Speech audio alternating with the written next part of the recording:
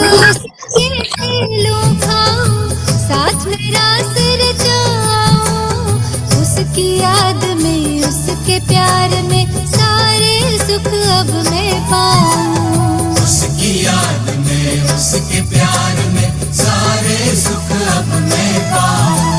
स्नेह सिंधु की मैं लहरों में, स्नेह सिंधु की मैं लहरों में रहती कोई कोई, मेरे तो शिव बाबा एक दूसरों न कोई। मेरे तो शिव बाबा एक दूसरों न कोई। बाबा ही संसार मेरा, दुनिया मेरी वो ही, बाबा ही संसार मेरा, दुनिया मेरी वो ही, मेरे तो शिव बाबा एक दूसरों न कोई। मेरे तो शिव बाबा एक दूसरों न कोई। मेरे तो शिव बाबा एक दूसरों न कोई। मेरे तो शिव बाबा एक दूसरों न कोई।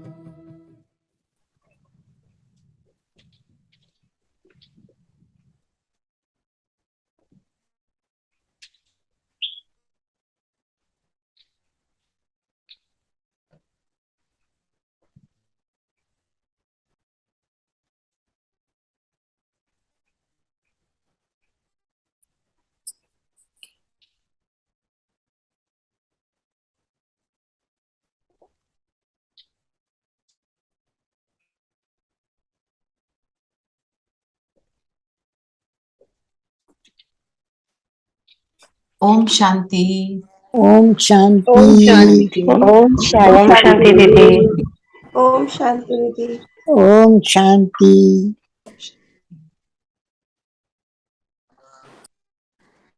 शांति। ओम शांति दीदी। ओम शांति। तो आज की मुरली तो अव्यक्त वाणी तो होती ही डीप है। बाबा ने क्या बोला, सत्य और असत्य का विशेष अंतर। वैसे सत्य किसको कहेंगे?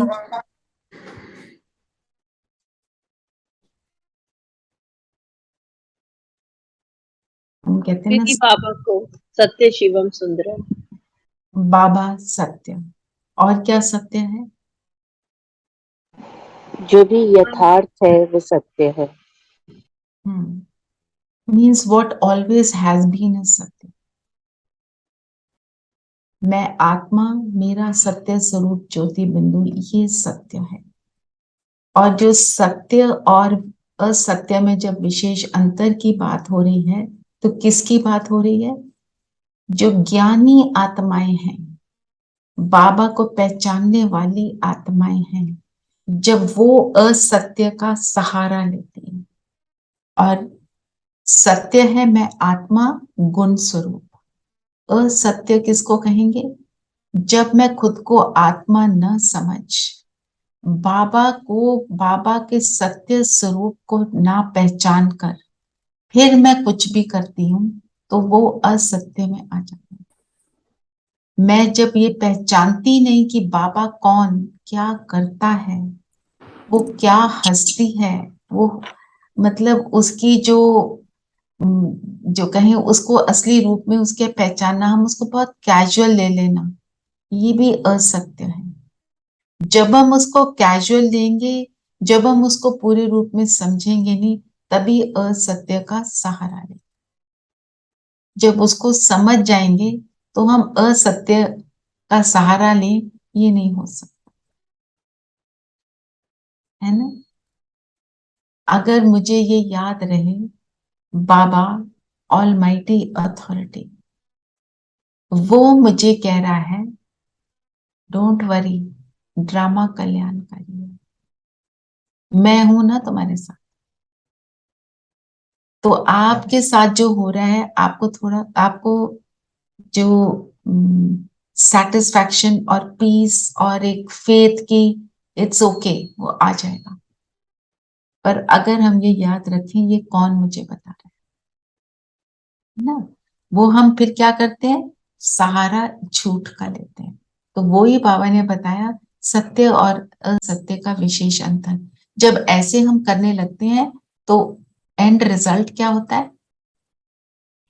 एंड रिजल्ट यही होता है कि हम फिर गलत मार्ग पर चल पड़ते हैं, क्योंकि असत्यता के मार्ग पर अनेक रास्ते हैं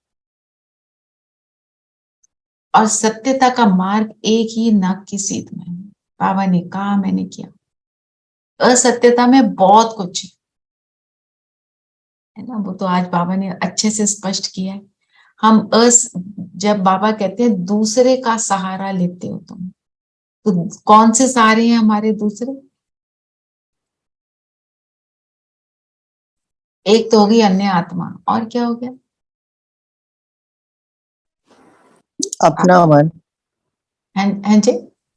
अपना मन, और दीदी, परमत पे चलना, दूसरों की मतों पे चलना। आज बाबा ने बताया, बताओ। बाबा ने कहा मान शान का सहारा लेना,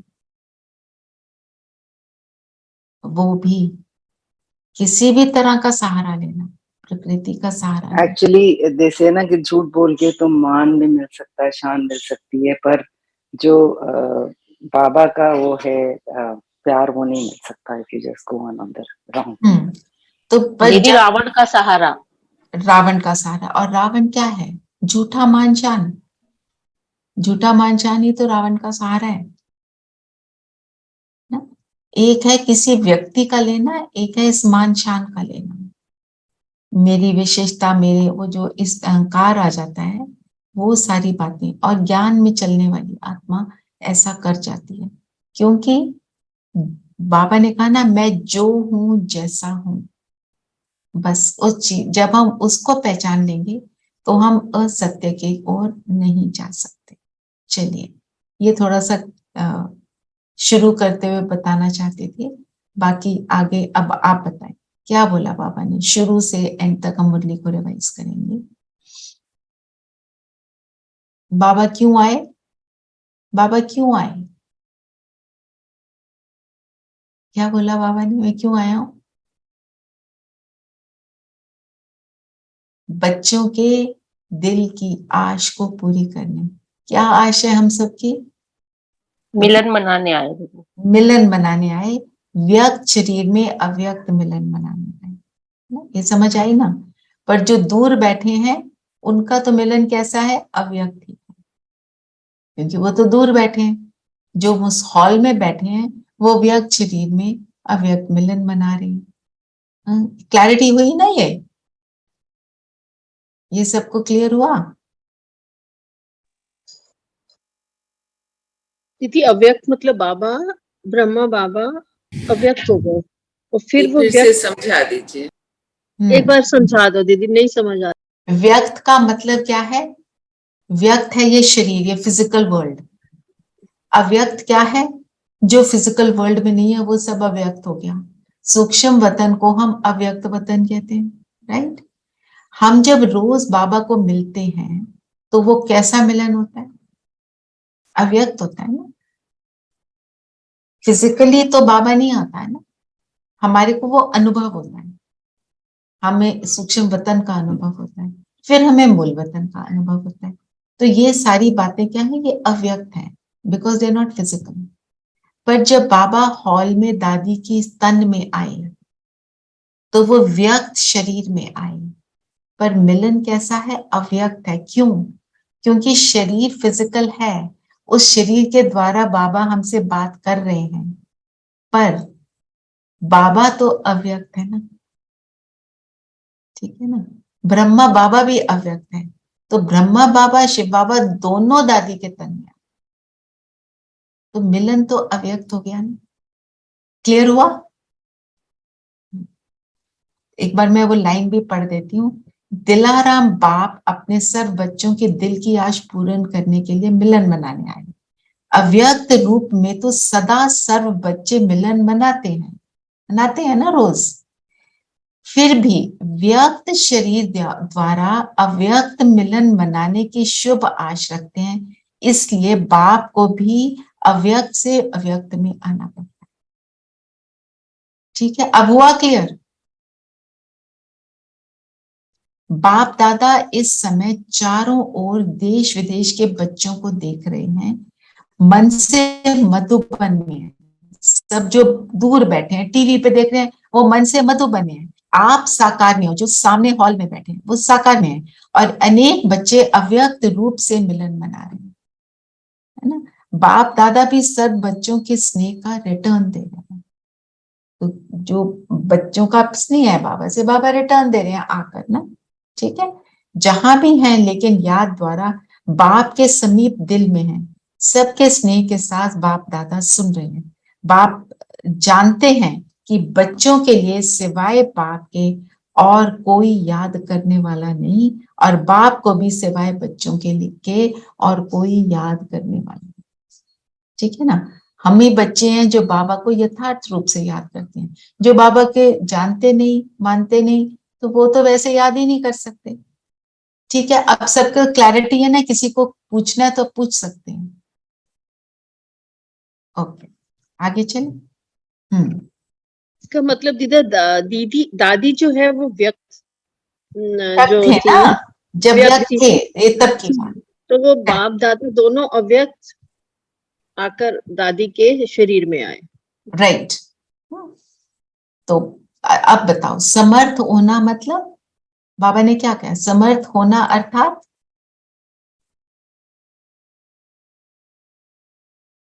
समर्थ होना अर्थात बाबा के अलावा कोई नहीं। बाबा के अलावा कोई आया, जब एक के बजाय दो हो जाता है तो वो क्या बन जाता है? बाबा ने कहा कि मिलना नहीं झमेला हो जाता है। जमेला हो जाता है, क्योंकि टू इज कंपनी, हम दुनिया में भी कहते हैं, थ्री इज क्राउड, है ना। थ्री में क्या होता है? जो तीसरा अगर एक भी आ गया तो जो तीसरा है वो परफेक्ट न होने के कारण तो कैसा होता है? व्यर्थ भी है, समर्थ भी है, सब मिक्सचैरिटी है ना। तो फिर झमेला तो हो गया ना। कभी झमेले में जाएंगे, कभी समर्थ में जाएंगे, तो फिर तो गड़बड़ हो गई।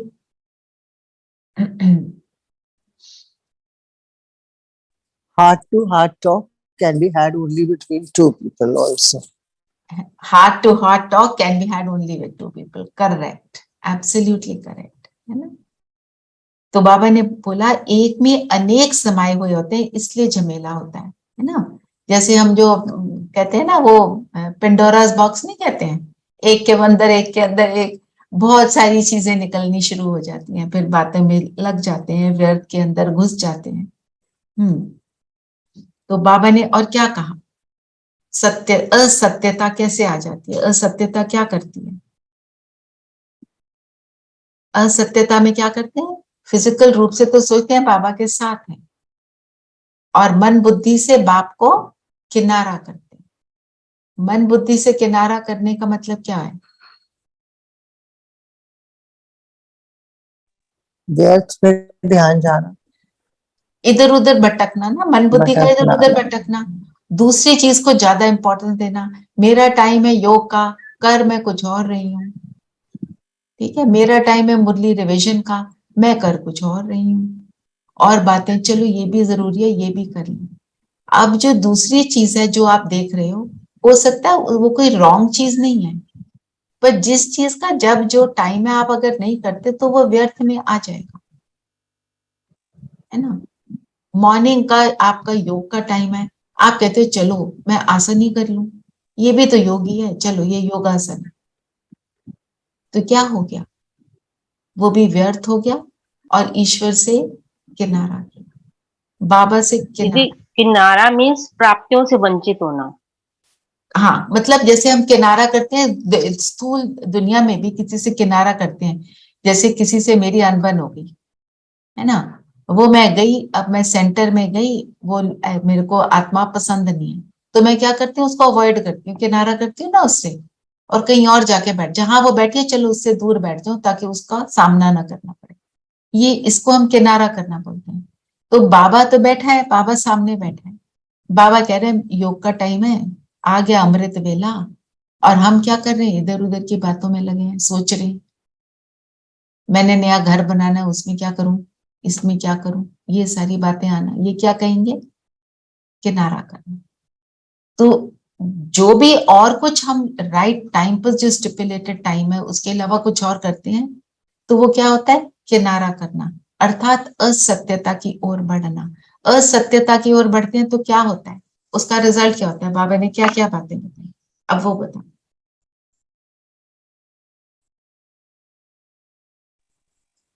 दीदी, बाबा अब असत्य की जीत जो है वो अल्पकाल की होती है, जबकि सत्यता की हार भले ही अल्पकाल की हो जाए परंतु जीत जो है वो सदा काल की होती है।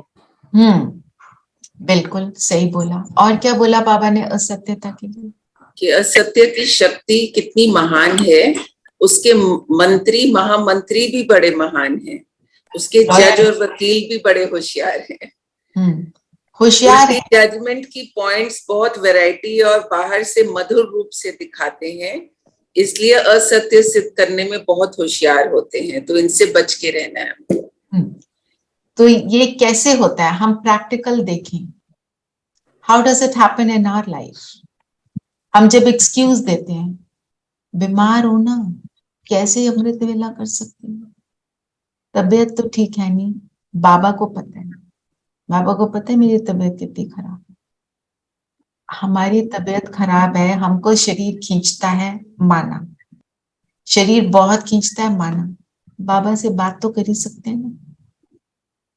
अगर आप उस समय उस चीज को, अपनी लिमिटेशन को छोड़कर अपने आप को थोड़ा सा एक्सटेंड कर लेते हो, तब हम कहते हैं उस सत्य बाप के साथ जुड़ गए। और उस टाइम पे आप आलस कर लेते हो, आप देखो बीमार है कोई, बिस्तर से हिल नहीं सकता, सपोज आप अपने ही बिस्तरे में बैठकर बाबा से बात करो, उठ भी नहीं सकते तो लेटे हुए बाबा से बात कर लो। शरीर में बहुत दर्द हो रही है, बाबा से बात कर लो, बाबा शरीर दर्द हो रहा है, मैं ठीक हो जाऊं तो कितना आपके साथ मिलन बनाऊं तो मेरे को कितना अच्छा लगेगा, जो भी है कॉन्वर्स। तो बाबा को तो याद किया ना, तो सत्य की जीत हुई। और आप करते रहो, आप उसको छोड़ो नहीं, बाबा आपको पार लगा देगा, बाबा छोड़ेगा नहीं। आप बाबा को नहीं छोड़ोगे, बाबा छोड़ सकता है। हम असत्यता की जीत ऐसे करते हैं, एक्सक्यूजेस देने में नंबर 1। दीदी कहती है सेंटर पे क्यों नहीं आए, हम क्या कहते हैं, दीदी ये हो गया वो हो गया, कई बार झूठे एक्सक्यूज भी दे देते हैं क्योंकि दीदी को हम बताना नहीं चाहते। आजकल तो ऑनलाइन हो गया है, अब ऑनलाइन भी हम मुरली कैसे सुन रहे हैं, साथ में किचन के काम कर रहे हैं, साथ में किसी और से थोड़ी बात कर ली, मुरली को थोड़ा स्टॉप कर दिया, कोई फोन आ गया वो भी सुन लिया। मुरली सुनना मीन्स एक्यूरेट बैठना।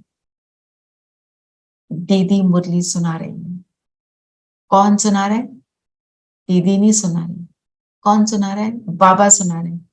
भगवान आया सुनाने, मैं कैसे बैठी, लेटे हैं, कैसे भी बैठे हैं, चाय पी रहे हैं,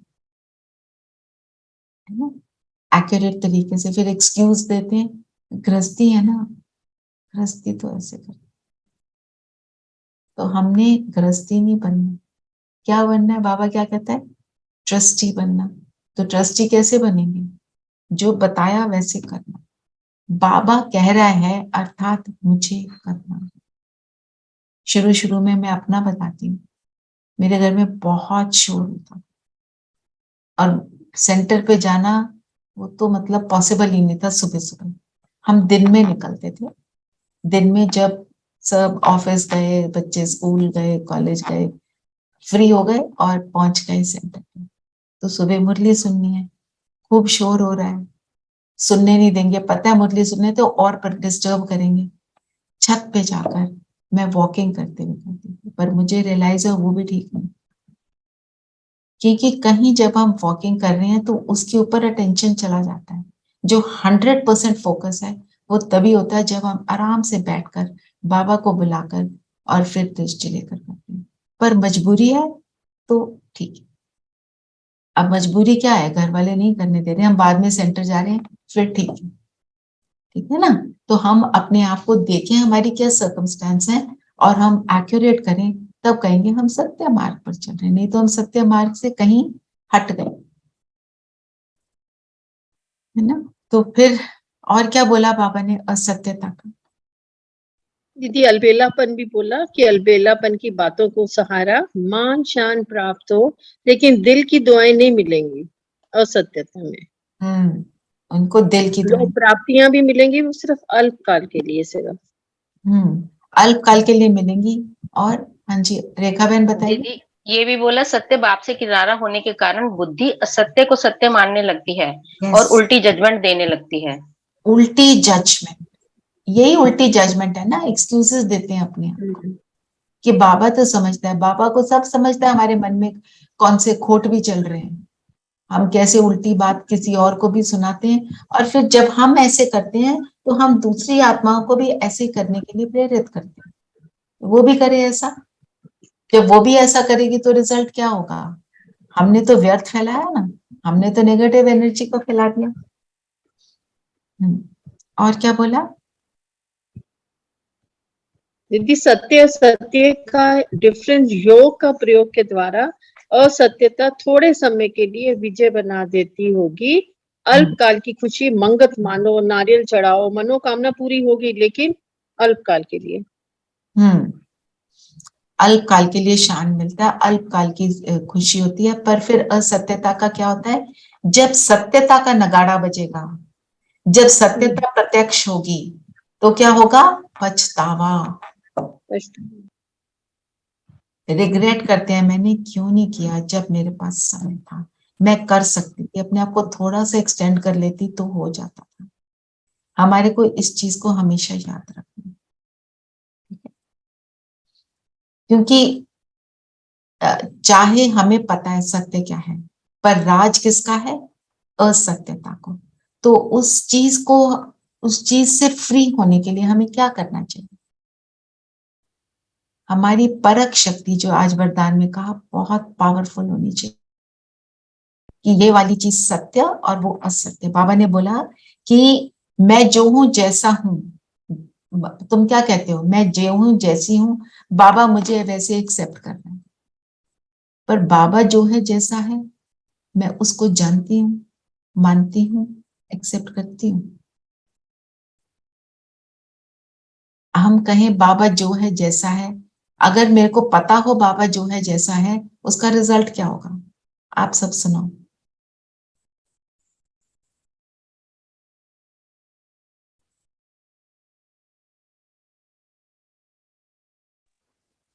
हंड्रेड परसेंट धारणा होनी चाहिए।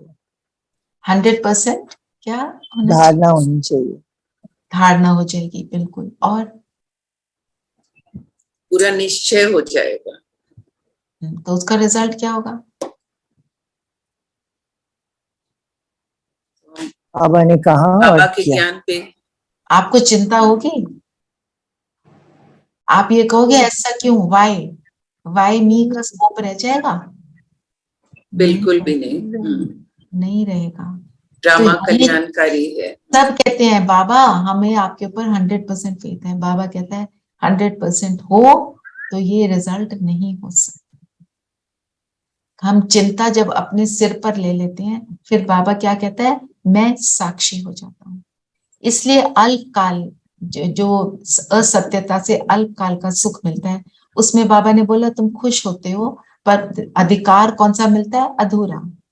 सत्यु के पहले दिन में आने के चांस नहीं मिलेगा, है ना।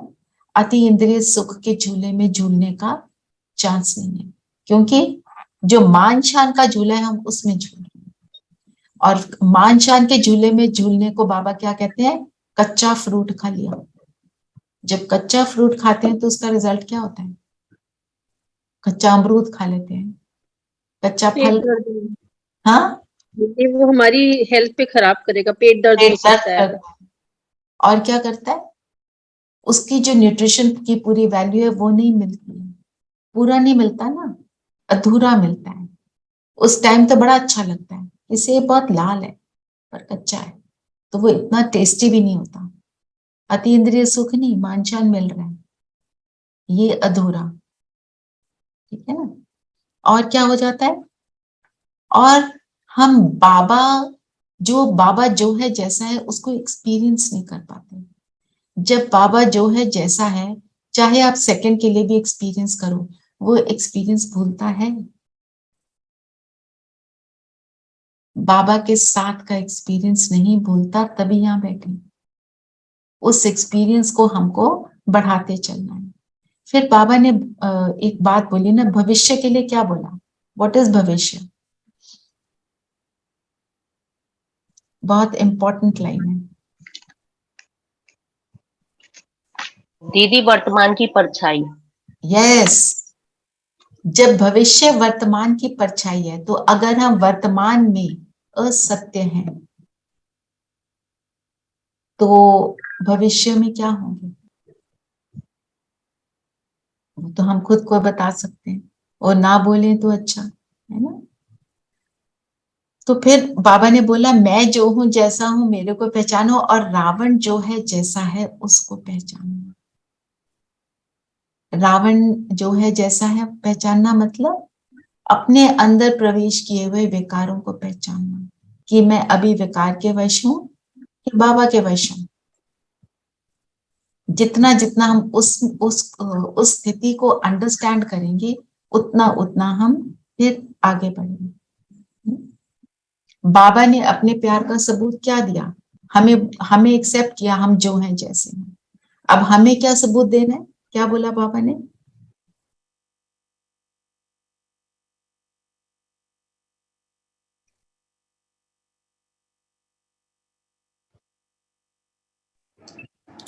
बाबा कहते हैं दीदी कि हाँ बोलो नीरू बहन। आजकल दूसरों को चेक करने में सब होशियार हो गए हैं। हम्म, वो कहते हैं अपना चेकर बनो, दूसरे का मेकर बनो। लेकिन करते क्या हो, दूसरे का चेकर बन जाते हो और बातें बनाने में मेकर बन जाते हो। ये भी बोला बाबा ने, करेक्ट। पर बाबा ने क्या बोला, हम दीदी कैसे, बाबा ने बोला वो सब एक बाप ही है, ऐसा नहीं कि थोड़ा थोड़ा और कोई भी। और बाबा से प्यार है, लेकिन कभी कभी असत्य के राज्य के प्रभाव में आ जाते हो। जब मैं असत्यता को पूरी तरह किनारा कर दूं, तब वो है बाबा के साथ प्यार की प्रत्यक्षता, और मेरी परख शक्ति परफेक्ट हो जाए। और वो कैसे होगी, बाबा जो है जैसा है उसको मानकर चलना, उसको कैजुअल नहीं लेना, और निरंतर उस स्थिति में रहना, बाबा को किनारा कभी ना करना। तब कहेंगे हमने बाबा को अपने प्यार का सबूत दिया। जो आज का वरदान है वो यही है, क्या है, परखने की शक्ति द्वारा कुसंग और व्यर्थ संग से बचने वाले शक्तिशाली आत्मा भाव। जो वरदान होता है वो मुरली पर बेस्ड होता है। तो जब हम व्यर्थ संग से प्रभावित, व्यर्थ संग किस चीज का है, मान शान भी व्यर्थ संग है, उसकी ओर आकर्षित हो जाते हैं ना। कोई थोड़ा तो बोलते, इतनी मैंने सेवा की, एक बार नहीं उन्होंने बोला कि आपने इतनी सेवा की। जिसकी सेवा की वो ही बोल दे कि आप बहुत ग्रेट हो जी, और सेवा कौन कराता है, बाबा।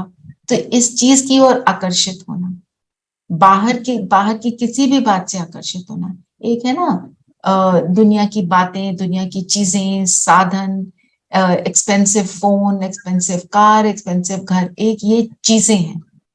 और जो ज्ञानी आत्मा है वो सूक्ष्म चीजों की ओर आकर्षित होती है।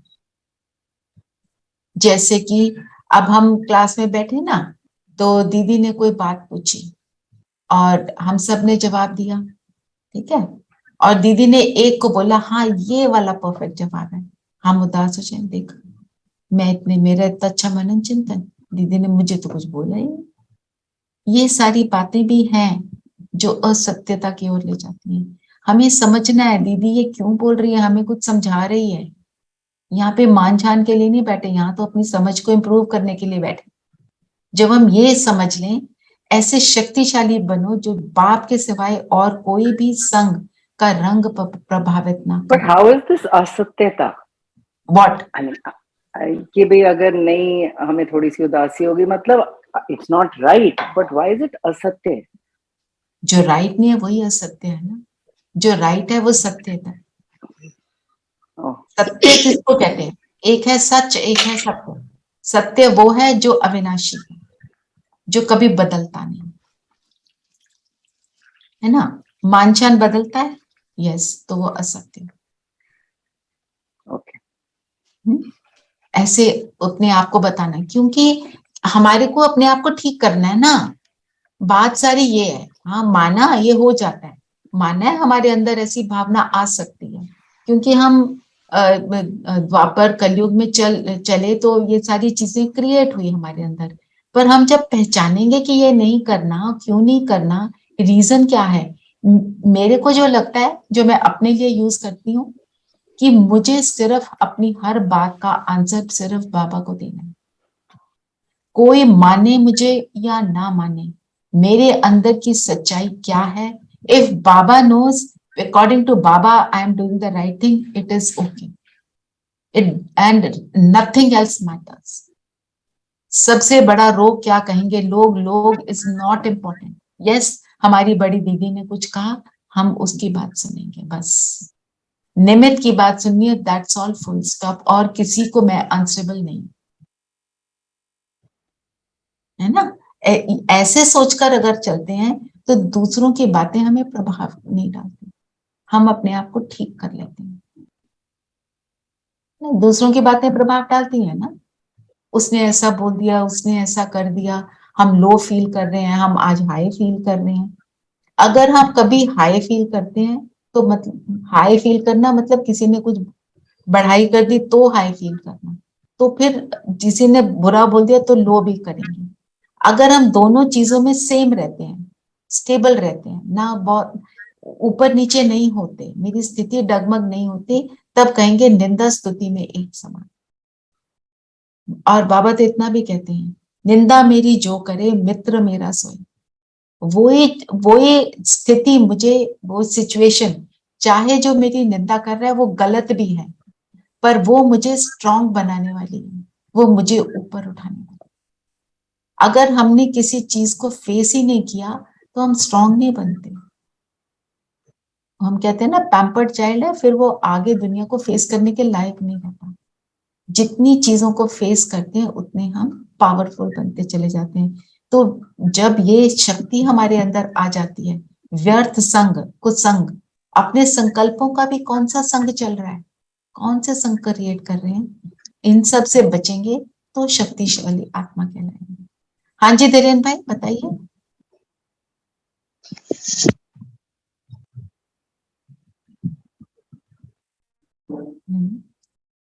हाँ जी बताइए।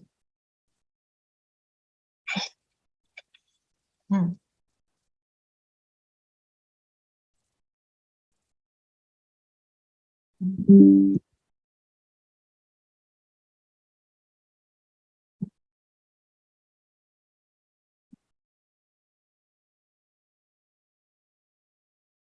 अच्छा। हम्म।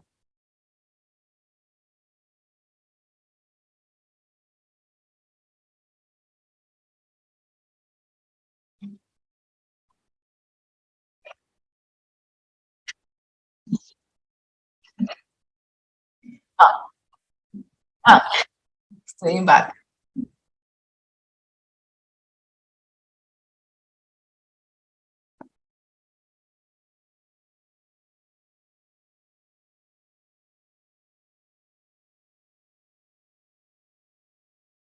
बिल्कुल। और दूसरे को कई बार पता होता है, वो बोलता नहीं है, ये जो मेच्योर हो जाते हैं उनको समझ भी आ जाता है, पर वो कहते हैं ठीक है उनकी मर्जी जो करें, है ना। ऐसे सबको, वो तो स्कूल है तो स्कूल में टीचर तो पकड़ सकती है ना। आजकल तो कॉलेज में भी नहीं पकड़ सकते, बोलेंगे तो मेरे ख्याल हाई स्कूल वाले बच्चों को भी नहीं पकड़ सकते, उल्टा जवाब देते हैं। तो हम क्या कहते हैं, ठीक है जो उनकी मर्जी, हमने एक बार दीदी जी। दीदी जो भक्ति काल में हम लोग मांगते थे ये हो जाए मेरी ये मनोकामना, तो वो भी फिर असत्यता ही हुई ना। व्यर्थ हुआ ना। व्यर्थ तो हुआ, पर वो उस समय की स्थिति को हम एक्सक्यूज इसलिए करते हैं क्योंकि वो ड्रामा का सीन है, उस टाइम पे वो होना ही है। हम बॉडी कॉन्शियसनेस में आ जाते हैं। बाबा तो कहते हैं, बाबा कहते हैं ना, ऐसे तुमने ये किया, पर कहते हैं फिर ड्रामा की भावना। बाबा तो समझते हैं ना, बाबा हमारे को पूरी तरह समझ रहे हैं। तभी तो इस एक जन्म के थोड़े ही वर्षों में हमारे को नीचे से ऊपर चढ़ा देते हैं। उनको पता है नए से पुराना होना ही है, ठीक है ना। एक बार ये वरदान ले लेते हैं, फिर वो मधुबन निवासियों वाला देख लेंगे। वरदान क्या है, कौन पढ़ के सुनाएगा?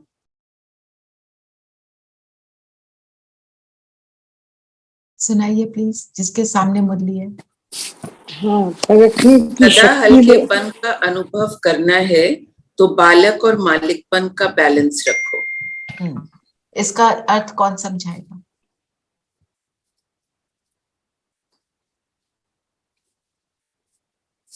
Anyone wants to explain? बालक क्या होता है? अच्छा ये बताओ, बालक मीन्स स्वर्ग के कर्म करते हैं ना दीदी, हम सब बालक बनना चाहिए। दूसरों के काम करते हैं ना, हम बालक बनना चाहिए। स्वर्ग के कार्य करते हैं ना, तब मालिक बनना चाहिए। जब मेरे को हम हिंदी में बोलने के लिए थोड़ा तकलीफ हो रही है। हाँ मैं समझ गई आपकी बात। आपने जस्ट में सही बताया। हाँ और बताओ। we present our जैसे point of view like a Malik, but if it is not unanimously accepted, just for an example, then we accept it like Balak. जैसे बच्चे को कोई instruction दो तो वो follow कर लेते हैं, so ठीक है। then we say it's okay. Right. Can I say something? Sure. Balakpana is when you do things without thinking. It is a spontaneous act. Malikpana is when you take full responsibility for your actions. Right. ये भी ठीक है। और कोई कुछ कहना चाहता है ना? देखो ये भी बात ठीक है, पर अगर हम देखें बालक जो बच्चा होता है, छोटा बच्चा होता है, वो कुछ उल्टा सीधा भी करता है तो उसको एक फेथ होता है कि मेरे माँ बाप साथ है ना, वो मुझे प्रोटेक्ट कर लेंगे।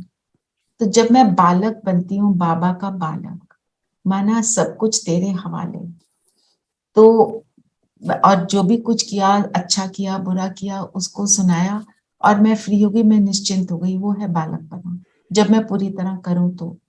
और मालिकपना, जैसे आप सबने सुनाया, मैं उसको जस्ट में लेकर उसको थोड़ा सा क्लियर कर रही हूँ। मालिकपना मीन्स अपने पर राज करना। मैं अपनी कर्म इंद्रियों पर राज करती हूँ, स्थूल और सूक्ष्म, ठीक है। मैं अपनी राजा हूँ। मैं मन को जहां चाहूं, बुद्धि को जहां चाहूं लगा सकती हूँ, जितनी देर चाहूं लगा सकती हूँ। मेरी आंखें वो देखेंगी जो देखना चाहिए सुनेंगी, मैं कानों से वो सुनूंगी जो सुनना चाहिए बोलूंगी, जो वो सारा वो कहेंगे हम। मैं अपने आप की मालिक हूँ, अपने मन बुद्धि की भी मालिक हूँ। तो और मालिक किसकी? बाबा के गुणों की और बाबा की शक्तियों की मालिक। मेरा अधिकार है, मैं उसका बच्चा हूँ, मेरा राइट है उसके ऊपर। मैं उनको यूज करूं तो मैं मालिक हूँ, यूज ना करूं तो मैं मालिक नहीं हूँ, राइट। पर कब इसका बैलेंस बनाना मीन्स कब बालक बनना और कब मालिक बनना। जैसे सविता बहन ने बताया कि जब हम किसी के साथ, किसी के कड़े संस्कार से डील कर रहे हैं तो हम बालक बन जाएंगे। अपने कड़े संस्कार से डील कर रहे हैं तो मालिक बन जाए। जब हम दूसरे की बॉडी कॉन्शियसनेस से, अहंकार से डील कर रहे हैं तो बालक बन जाएंगे। और जब अपने बॉडी कॉन्शियसनेस से डील कर रहे हैं तो मालिक बन जाएंगे। जब हम किसी की राय को सुनते हैं, डिसीजन को सुनते हैं तो बालक बन जाएंगे। जब अपनी राय देते हैं, जैसे सविता बहन ने बताया, तो मालिक बन जाएंगे। जब ये बैलेंस होगा मेरा कि कब क्या करना है, कब सामना करना है, कब नहीं करना, तो हम हल्के रहेंगे। मेरे सामने मेरा कड़ा संस्कार आया इरिटेशन का, उल्टा सीधा बोलने का कोई परिस्थिति में, तो मैं क्या बन गई? अगर मैंने कड़े संस्कार को यूज कर लिया तब तो मैं मालिक नहीं रही, मैंने उस कड़े संस्कार को ओवरराइड करके अपनी स्थिति को बनाया, तो मैं मालिक, है ना। और किसी कोई परेशान हुआ आत्मा आके मेरे को उल्टा सीधा बोलती है और मैं उसमें पीसफुल रहती हूँ, मेरे को पर वो प्रभाव नहीं डालता, तो मैं बालक बनूंगी, तभी हल्के रहेंगे ना। अगर उस व्यक्ति का सामना कर लिया तो हल्के कहाँ से रहे, और अपने रोष को यूज कर लिया, अपने अंदर आया हुए रोष को यूज कर लिया, तो हल्के नहीं रहेंगे। हल्के रहना मीन्स इन दोनों का बैलेंस बनना। थोड़ा सा मनन चिंतन से थोड़ा सा आपको डिटेल में समझाया, बाकी आप सबने जो बताया सब करेक्ट, पर उसको थोड़ा सा सम अप कर दिया, ठीक है। चलिए। दीदी, जब हमें कोई राय देता है या कोई सजेशन देता है, लेकिन हम उसकी बात सुनते हैं चुप होकर, शांत होकर, लेकिन कई बार वो उसकी राय हमें लगता है ये ठीक नहीं है, या हमें जो बोल रहा है ये बात सही नहीं है, तो फिर वो हम बालक तो बन गए, सुन लिया, पर करेंगे तो वही ना जो हमें ठीक लगेगा। करेक्ट, पर आप उस टाइम पे उसको रिजेक्ट नहीं उसको करो, नहीं करेंगे। हाँ, एक्सेप्टेंस, ठीक है। और जब एक्सेप्ट मैं किसी को राय एक्सेप्ट करके, देती हूँ, मतलब आपका पॉइंट ऑफ व्यू ठीक है, पर मुझे अपने लिए ये सही लगता है। और जब मैं किसी को राय देती हूँ तो मैं तो खुद आप निमित बन अथॉरिटी से जाती हूँ। दोगे, आप ज्ञान निमित युक्त बन, आत्मा, हाँ, आप बाबा को ज्ञान युक्त लेकर। आत्मा, हाँ, आप ज्ञान स्वरूप होकर अपनी राय दोगे, फिर वो माने या ना माने तो बालक बन जाओ। उसके पर आपको क्या करना है, वो आपको राय दे रही हैं, आप मानो या ना मानो वो तो आप देखोगे ना ज्ञान स्वरूप होकर। आपको कोई बोलता है कोई बात नहीं, रोज अमृत वेला करने की जरूरत क्या है, 6 बजे कर लो तो भगवान नाराज थोड़ी होता है, ये कॉमन बात जो हम सब सुनते हैं। तो आप बोलो हाँ, आपका इंटेंशन में समझ रहे हैं, वो हमारे अच्छे के लिए बोल रहे हैं, पर ठीक है ना, हम उसको फॉलो करें ना करें वो हमारी मर्जी है, ठीक है ना। तो फिर जी, उसमें बहना नहीं ना, फिर सत्य असत्य को पहचानना उस टाइम। बनाना। चलिए अब बताइए क्विकली, मधुबन निवासियों के लिए क्या कहा, क्या बोला? मधुबन निवासी अर्थात वरदानी भूमि क्योंकि है, वो फादर को फॉलो करते। फादर को फॉलो करेंगे क्योंकि वो फादर की कर्म भूमि है, इसलिए वो वरदानी भूमि है ना। तो जो मधुबन निवासी फॉलो करते हैं, फॉलो फादर करते हैं, तो और जब सब फॉलो फादर करेंगे उसका रिजल्ट क्या होगा? तो सतयुग आ जाएगा, सतयुग आ जाएगा और महाविनाश शुरू हो जाएगा। और क्या बोला बाबा ने? दीदी, वो जो भी कर्म करते हैं उसमें उनकी विशेषताएं दिखाई देती हैं।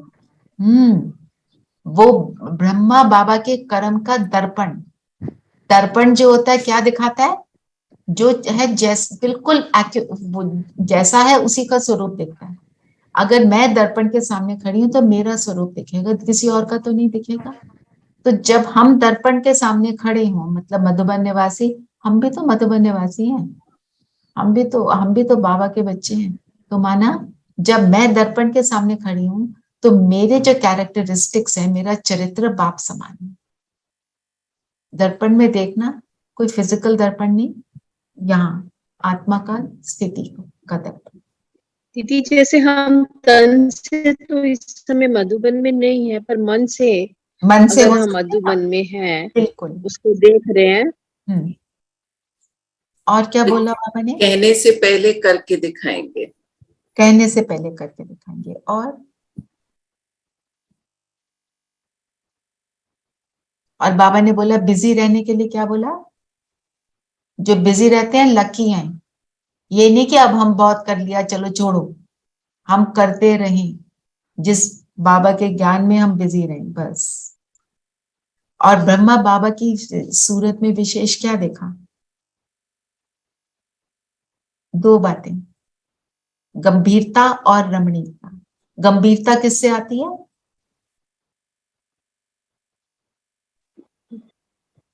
रेखा बहन मनन चिंतन, डिसिप्लिन से। और अंतर्मुखता से। और रमणीयता किससे आती है? ये हमारी चाल चलन से, बोल से। रमणीयता मतलब बाबा के चेहरे पे मुस्कुराहट थी, किस चीज की मुस्कुराहट आती थी? मुस्कुरा कौन सकता है? जो खुश है, जो असली वाला, जो अंदर से, जो बिल्कुल कंटेंटेड, भरपूर है, खुश है, कंटेंट है। भरपूर और गुणग्राही। गुणों से संपन्न है, तो वो रमणीक भी हो जाता है ना। और तो आपकी सूरत ब्रह्मा बाप की कॉपी हो, जब सब कॉपी बनेंगे तो महाविनाश होगा, है ना। सूरत और सीरत ब्रह्मा बाप की दिखाई दे। सूरत मतलब मुस्कुराहट, सीरत मतलब जो पूरे जीवन का एटीट्यूड है, सीरत अंदर, अंदर की स्थिति।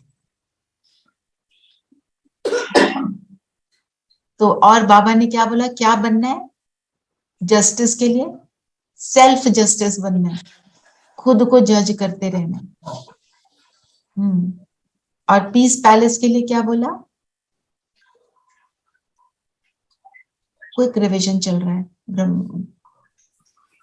पीस पैलेस बोला ना बाबा ने। जैसे कोम भवन होता है ना, वैसे उसका उल्टा पीस भवन। मन का भी पीस, मुख का भी पीस। और सविता आपने क्या बोला, मुझे सुनाई नहीं दिया।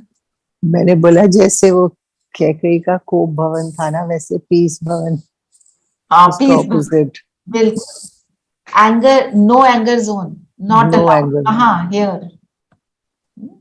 ये शिवानी बहन है ना, वो कॉर्पोरेट वालों को बताती है कि अपने ऑफिस के बाहर लिख दो no anger zone, not allowed. तो फिर जब लगा दोगे तो खुद को भी याद रहेगा कि मेरे जो एम्प्लॉइज हैं, खुद मैं एंगर करूंगा तो क्या सोचेंगे, लिखा तो ये है, करते क्या है खुद। तो अपने आप को चीजें सुधर जाती हैं। एक भाई है, उन्होंने शेयर किया, उन्होंने एक्चुअली ये चीज को किया। कहते मैं पहले इतना गुस्सा करता था कि अब बिल्कुल शांत हो गया ऑफिस, क्योंकि लगा दिया नो एंगर जोन, उन्होंने उसको एक्चुअली यूज किया। तो जब हम पीस पैलेस अपने अंदर बना लेंगे तो भिखारी कौन है? सब आत्माएं जब आएंगी शांति की भीख मांगेंगी तो आप उनको शांति दे पाएंगे। और बाबा ने क्या बोला, अब डेट फिक्स है। अब तो लगता है डेट बस आई क्या। विनाश का सीन के ट्रेलर तो हमको दिखाई दे रहे हैं, दिखाई दे रहे हैं ना ट्रेलर। विनाश का सीन बाबा ने बोला, जो इंडिया पाकिस्तान की पार्टीशन थी, बाबा ने उसको पता क्या वर्ड दिया, वो तो ट्रेलर था। अब आप सोच लो महाविनाश के क्या सीन होगा। ठीक है, चलो ये पूरी मुरली रही। अब हम योग करते हैं। योग में मुरली का Aruna, you want to say something? No. अच्छा, ओके, चलिए योग करते हैं।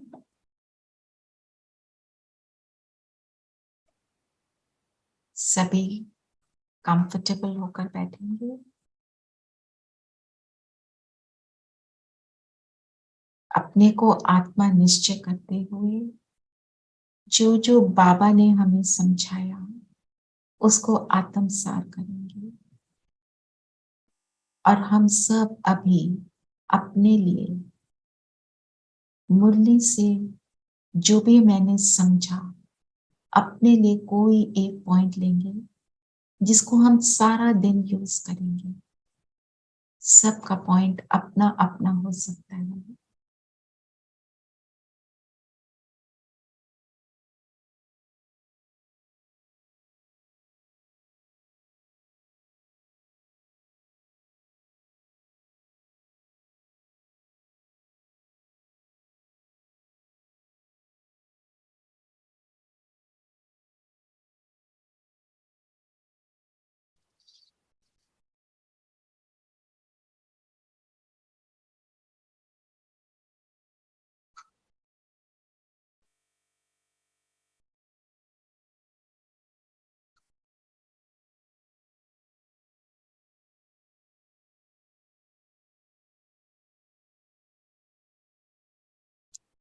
अब अपने सत्य स्वरूप में टिक जाएं।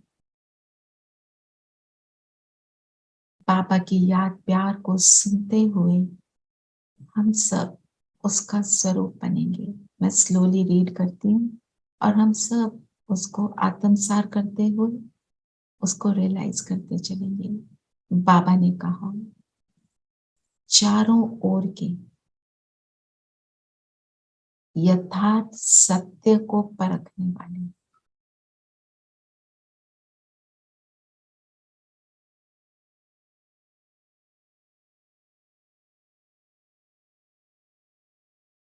यथार्थ सत्य क्या है? मैं ज्योति बिंदु उस एक सत्य बाप जो सत्यम शिवम सुंदरम, उसका बच्चा स्वयं को अनुभव करें।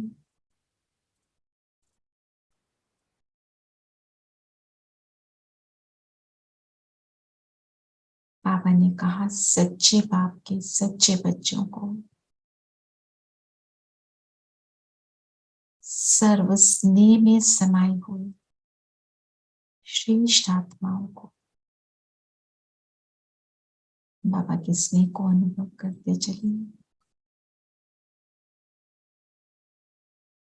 सर्व सदा वायदे को निभाने वाली समर्थ आत्माओं को मेरा वायदा बाबा से, एक बाबा दूसरा न कोई, इस वायदे को रिवाइज करेंगे।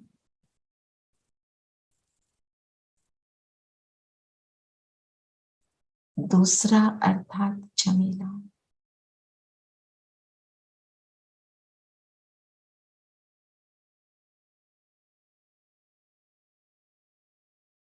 सर्व यथार्थ परखने वाली शक्तिशाली आत्माओं को बाप का साथ है तो मेरी परखने की शक्ति भी बहुत पावरफुल।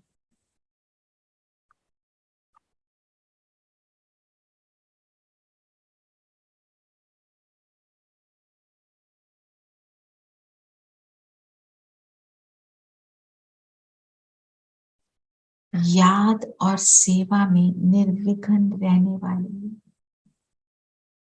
सदा आपके साथ और समीप रहने वाले बच्चों को बाप दादा का याद प्यार और नमस्ते। अनुभव करें, मैं आत्मा ये शिव बाबा और ब्रह्मा बाबा द्वारा ये सारी याद प्यार को रिसीव करें। फील करें, मैं इस फिजिकल बॉडी में ज्योति बिंदु, मेरा प्रकाश पूरे शरीर के एक लाइट का ऑरा बना।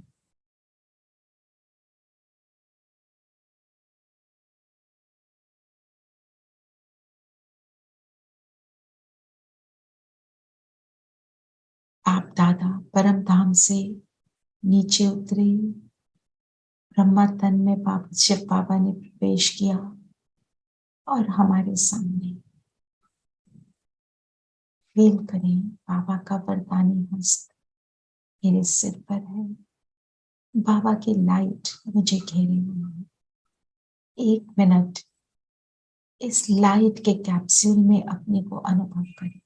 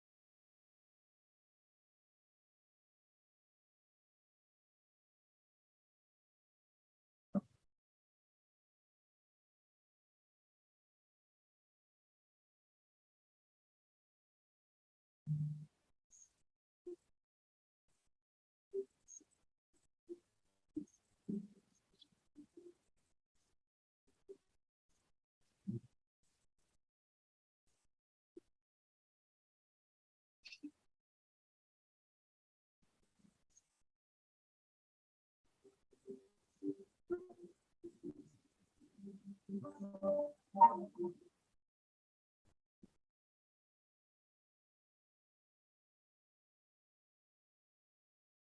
ही बाबा को साफ आज सारा दिन अनुभव करेंगे।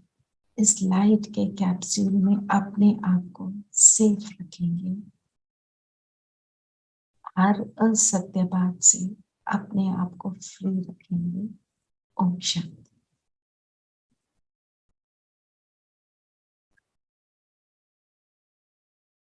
ओम शांति।